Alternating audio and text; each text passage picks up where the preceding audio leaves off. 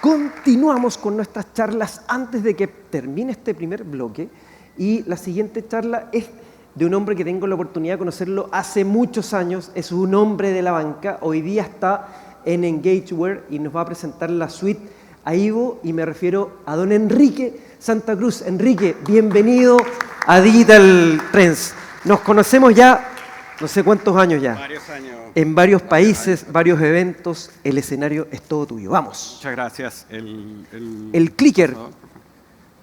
Bien, bien. Mientras traen el clicker, hola, ¿qué tal? Mira que se ve lindo Digital Trends desde acá, ¿no? Solo para entrar en calor, y hemos visto charlas muy interesantes. Yo voy a hacer algo diferente que no hicieron mis antecesores. Voy a comenzar por el final. Y voy a hacer una pregunta que quizás su jefe no se ha atrevido a hacerla todavía, ¿no? Yo me voy a adelantar eso y voy a partir por el final de la presentación. Y quizás es, ¿cuánto le costó al banco, a la aseguradora, ¿verdad?, a tu institución, la última conversación que no pudo tener? A raíz de que estamos comentando sobre el tema conversacional, ¿verdad? Y no me refiero al costo del contact center, del call center, con todo lo que eso conlleva. Me refiero a nosotros mismos como usuarios, cuando no recibimos esa atención, esa respuesta, esa transacción que esperábamos o esa consulta, por muy básica que sea, y el cliente fue y tocó la puerta a tu competidor, al banco al lado y abrió la cuenta al lado o, ¿verdad?, se registró y se enroló en la aseguradora de al lado, en tu competidor. Y esos costos cuando se van acumulando, ¿cómo nos va impactando, no? Es importante que en el Perú mencionar que el tablero cambió. Se nos viene un par de amenazas y un happy problem. En el par de amenazas, y ahí les voy a comentar ya, vemos un reglamento en IA, ¿verdad? Primer reglamento IA en el Perú. Y no sé si todos están al tanto que Perú tiene el primer reglamento en IA de Latinoamérica. Podemos discutir, hay harto debate sobre eso, hay harta diferencia, ¿no? Que fue Uruguay en el 19, ¿no? Que después vino Colombia en el 2020, Chile, Brasil que hicieron lo propio en el 2021, ¿verdad? Pero cuando vamos a hablar del reglamento, ligado, por supuesto, con la ley de ENIA, y que es la 31814, y viene un decreto supremo al lado, ¿verdad?, que lo refuerza. Ya tenemos un marco que define, que hace las veces de multa y qué es lo que va a ocurrir si no cumplimos con ciertos puntos que vamos a ver ya. El otro riesgo es, miren cuánto han aumentado en los últimos 2, 3 años más o menos la cantidad de amenazas de ciberseguridad, la cantidad de fraudes, ¿verdad?, que la SBS ha estado mencionando como fraude, como amenazas, como riesgo. Afortunadamente muchas de ellas no se han podido llevar a cabo, pero está ahí, están creciendo.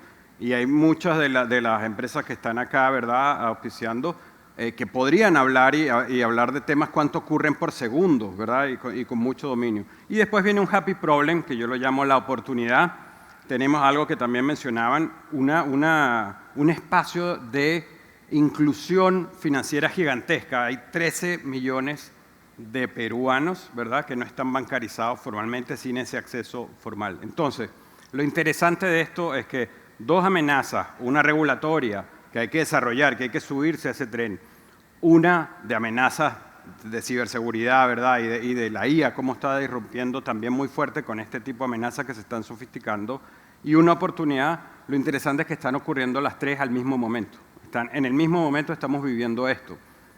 Entrando en materia, en el primer punto, en la reguladora, en la de regulación, nos encontramos con que hay de la mano, además esto va del brazo con la SBS, ¿verdad?, con el Banco Central, y poder cumplir con estas normativas se vuelve mucho más complejo. Quienes están acá y están trabajando eso y tienen que desafiarlo, y por eso decía, la pregunta que no les ha hecho su jefe, es súper complejo la manera en que debemos abordarlo, y por eso que es muy clave con qué partners, con quién lo estamos enfrentando, con quién nos vamos, ¿verdad?, a nutrir y acompañar de poder enfrentar este tipo de desafíos.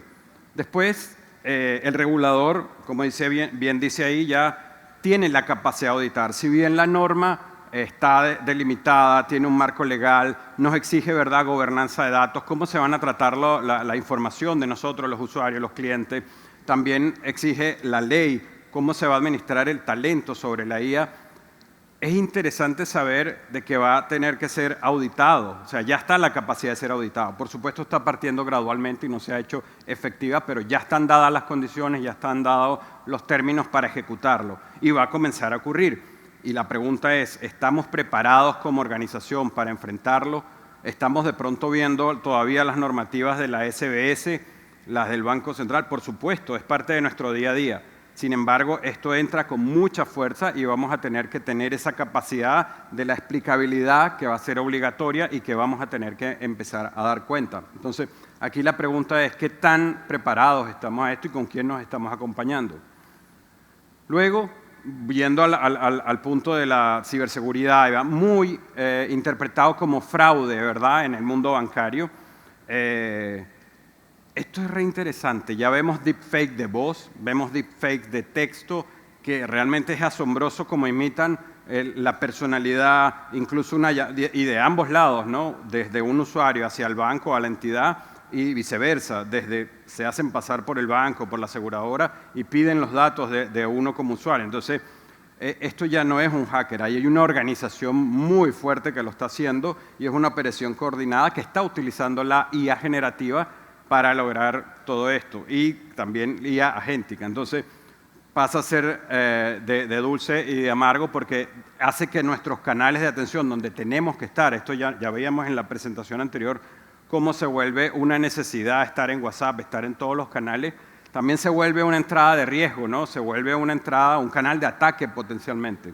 Entonces, y luego los riesgos reportados, como les decía, ya son múltiples y la capacidad que tienen de generarlos a nivel de cuántos ocurren por segundo no es solamente en la región, hablo del Perú, es gigantesca, o sea, 350 creciendo por ciento de 2-3 años y la velocidad va a ser cada vez más con el uso de la IA y con la facilidad. El costo que trae de desplegar todas estas amenazas con IA es muy básico. Y la oportunidad, ¿verdad? Hablábamos de un 40% aproximado, es como un 37%, pero para redondear un 40% no bancarizado, ¿verdad? El Perú ya tiene WhatsApp. Ya veíamos en el anterior, un 98% de nosotros usamos WhatsApp para nuestro día a día. Sin embargo, esos 13 millones, casi 13 millones de peruanos sin acceso formal, ¿verdad?, no tiene capacidad de acceder a los servicios y esto no es un problema del producto, es un problema del acceso, es un problema de cómo regulamos el acceso, es un problema de cómo lo orquestamos. Y la WhatsApp tiene, ya vimos como lo que las apps bancarias no tienen. Interesante que tenemos apps por aquí y por allá, pero realmente lo que usamos todo el día es WhatsApp. Hoy en otras latitudes se usa Messenger también, que es de Meta.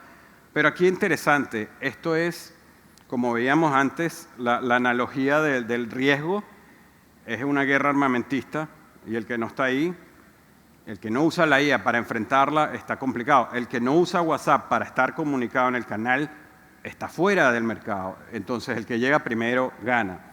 Y ustedes dirán, ¿por qué este señor nos conversa sobre esto? Bueno, los avisos parroquiales. Nosotros somos EngageWare, ¿verdad?, más conocidos como AIBO, ¿verdad?, es nuestra plataforma. Somos una empresa, una organización de inteligencia artificial agéntica y conversacional, ¿verdad?, diseñada especialmente y nativa para industrias reguladas, lo que nosotros llamamos industrias reguladas, bancos, financieras, ¿verdad?, aseguradoras y también las telco, que son una empresa bastante con muchos usuarios, con muchos clientes y que tiene que estar a nivel de regulación, a la par de la regulación. Y tenemos una suite que se llama AIBO, quizás el nombre más conocido en toda Latinoamérica para nuestra suite, donde interactuamos desde el término de agent bots, ¿verdad?, muchas veces identificado como el chatbot, y es quizás lo que lo hace más tangible para el uso normal de esto. Pero aquí lo importante, y voy a mencionar una diferencia que es re importante, creo que siempre nos confundimos o lo preguntamos, ¿no? Nosotros tenemos una parte de AgentBot que es todo el el escenario donde cualquier canal, sea WhatsApp, sea email, sea mensaje de texto, nos permite llegar a todos los usuarios, los clientes. Piensen en los segmentos etarios, ¿verdad? Hay mucha parte de los que no están bancarizados que están en regiones, ¿verdad? Que están en el interior donde no tienen la misma capacidad de infraestructura tampoco de internet, de velocidad, pero sí están en WhatsApp, pero sí tienen o pueden recibir email. Nosotros trabajamos agnósticamente del canal con creamos un agente para sus distintos casos de uso. Tenemos una plataforma, estudio, que permite, y esto es un punto súper importante, cualquiera que está actualmente, y si no, les recomiendo, estudiando sobre IA agéntica, estudiando sobre IA generativa.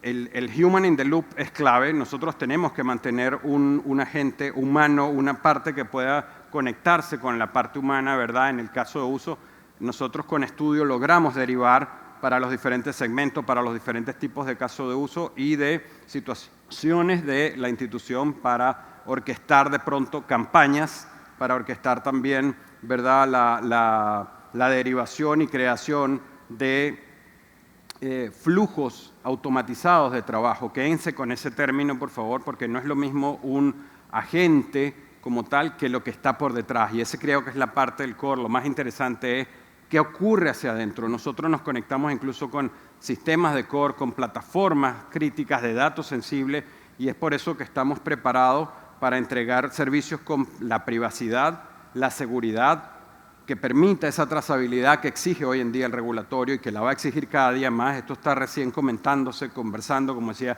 ya hay países muy desarrollados como Brasil, pero tienen una estrategia. El Perú debe sentirse orgulloso de tener la primera ley como tal exigible y que va a venir paso a paso pidiendo y exigiendo, por ejemplo, el uso, ¿verdad?, de orquestar centralmente y decidir qué dato del LLM va a usar y no estar usando una generativa abierta donde puede traer datos, como le llamamos, erróneos o alucinaciones, que ha pasado, ya han habido un par de casos conocidos a nivel global, pero también, como decía, tener esa infraestructura y esa arquitectura que permita entregar servicios serios para lo que llamamos industrias reguladas. Y, por supuesto, contando con una base que para nosotros es higiénica, de estar certificado con los estándares mundiales de seguridad y de tratamiento de los datos personales. Esto suena muy lindo, pero ¿qué es interesante? Y podemos conversar y vamos a estar muy abiertos a poder ilustrar y conversar con ustedes sobre cómo impacta esto, porque a la mayoría de los que estamos acá, cuando tenemos que ir de vuelta y justificar este tipo de proyectos, tenemos CEOs que dicen, oye, tienen que usar la inteligencia artificial, ¿para qué? No, pero hay que usarla porque sí, está muy bien, es necesario.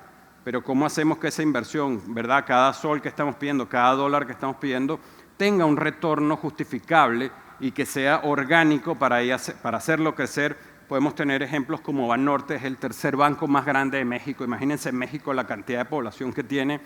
El tercer banco más grande de México logró con nosotros un 300% en el aumento, ¿verdad?, de las consultas cuando lo pasamos a WhatsApp. Y nuevamente, es más fácil tangibilizarlo, como dice uno, en la aplicación, ¿verdad?, en el chat que usa, pero lo que está por detrás para permitir ganar en el primer mes $2 millones, ¿verdad?, de eficiencia, de ahorro, llevando esas interacciones automatizadas, es lo interesante y eso es lo que queremos conversar con ustedes. Bancor es el banco de la provincia de Córdoba, el banco de provincia más grande de Argentina, también un país con muchos habitantes y con muchos usuarios, donde llevamos también a WhatsApp interacciones con clientes, logrando un 90%, ¿verdad?, de transacciones llevarlas automatizadas a WhatsApp y resolviendo tanto eficiencia y lo que le permite después a la organización expandirse y crecer.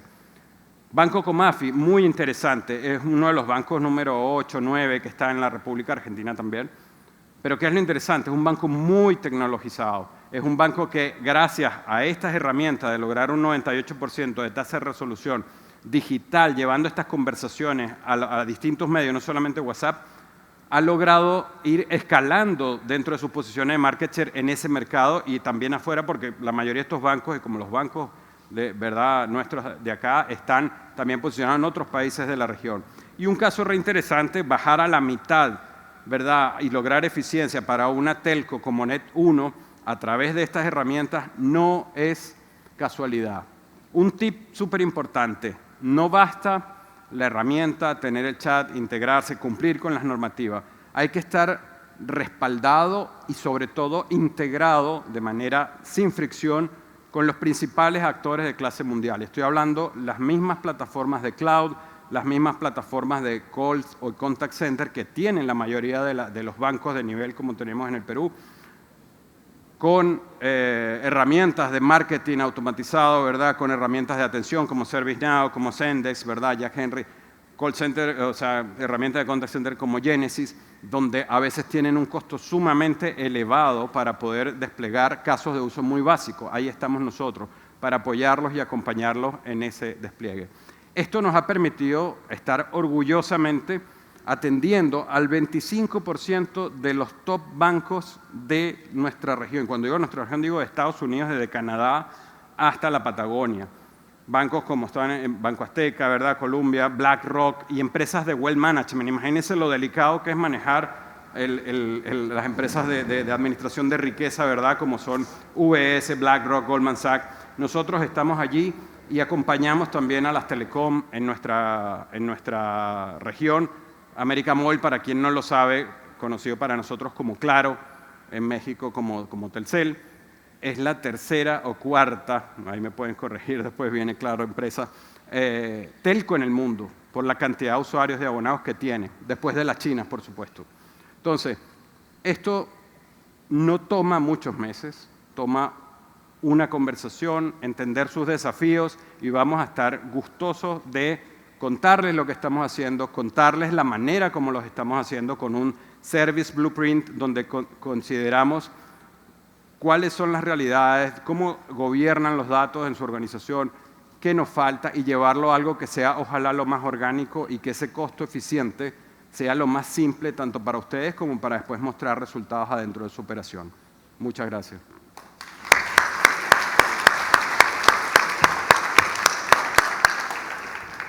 Muchas gracias, Enrique, por tu presentación. Y hablamos del cliente. Me voy a quedar con la última lámina porque ya todos sabemos, vivimos una pandemia que no la queremos volver a repetir, pero el cliente a raíz de la pandemia se empoderó digitalmente. Por lo tanto, él quiere las cosas ya. Entonces, tenemos que aprender a trabajar con ese desafío. Y antes quizás teníamos 3 millones de clientes, alguien dijo que un 20% era solamente descargar las aplicaciones, pero hoy día muchos trabajan con los canales digitales. Y tenemos que saber llegar hoy día al cliente con las necesidades que busca y con herramientas como esta, con la inteligencia artificial. O sea, muchos, cuando estamos en la charla es, ¿dónde aplicamos la inteligencia artificial? ¿Y cómo? Aquí está, con casos grandes de éxitos. Eso es. Sí, súper importante considerar lo que decías, Patricio. Se unen 3 componentes, ¿no? Están nuestros proyectos de distinta naturaleza, múltiples casos de uso. No tendríamos ni dos ni 3 Digital Trend para contar los casos de uso, pero hay una parte de IA generativa que ya todos conocemos desde finales del 2022, ¿verdad? Que estamos usando. Está la agéntica, ¿verdad? Donde ya vemos cómo se tangibiliza esto, muy de canales como WhatsApp, que es el rey hoy en día de uso, y no lo vamos a discutir. Pero también vienen otros interesantes. Viene RCS por el lado de Google, ¿verdad? Hacerle la competencia a Meta y ya está desplegado en varios países como Brasil, está en México, por supuesto, está el Perú, está prácticamente listo y las operadoras lo tienen adaptado para... ¿Es beneficio para todos nosotros como usuarios? Por supuesto que sí. Y hay que estar listo para eso, pero lo interesante aquí es lo que ocurre detrás. Cómo llegamos a ese core, cómo automatizamos todas estas funciones en un marco de seguridad, de responsabilidad y con bastante horas de vuelo para dar la confianza y la tranquilidad de poner datos tan sensibles y delicados a funcionar con estos proyectos. Así es. Podemos continuar la conversación cuando queramos. Perfecto. Tuvimos un código QR, don Enrique, sí. Así que vamos, nos tomamos la foto. Vamos. Antes de que me rete, se me había olvidado, vamos al centro del escenario.